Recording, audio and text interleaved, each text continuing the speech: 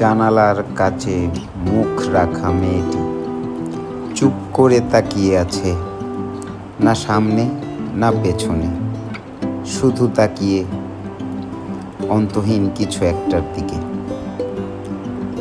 তার চোখের কোণে ঝুলে আছে একটা অলিখিত চিঠি, যেটা কখনো লেখা হয়নি, তবু পাঠানো হয়ে গেছে বাতাসের ঠিকানায়।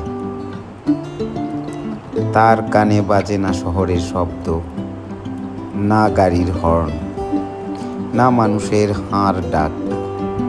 সে ডুবে আছে এক ধূসর সুরে, যেখানে ব্যথাও কাব্যিক আর নীরবতাও এক গভীর গান। সে যেন এক যাত্রী, যার গন্তব্য নেই, শুধু পথ আছে আর জানালার বাইরে দৃশ্যের মতো ভেসে যাওয়া কিছু মুহূর্ত। রাস্তার পাশে গাছেরা ছায়া ফেলে দিচ্ছে, তবু তার মুখে আলো নেই। আছে ছায়ার গভীর মায়া, যেখানে নিজেকে আর চেনা যায় না। সে কি স্বপ্ন দেখছে, নাকি স্বপ্নের ভেতর হারিয়ে গেছে? তার চোখের ভেতর যেন একটা নদী, নির্বাক, ধীর, অথচ উথলে ওঠে হঠাৎ অপরিচিত কোনো আবেগ। চুলগুলো এলোমেলো হাওয়ায়, কান ছুঁয়ে নেমে আসে গালে।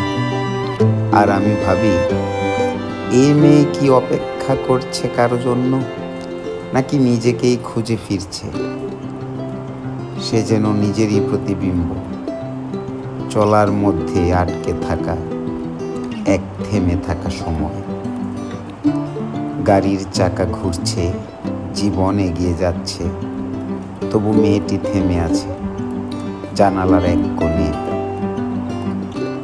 তার পাশে বসা কেউ নেই, তার গল্প শোনার কেউ নেই, তবু সে বলছে চোখের ভাষায়, নিঃশ্বাসের ফাঁকে ফাঁকে, আমি এখানেই ছিলাম, দেখোনি শুধু।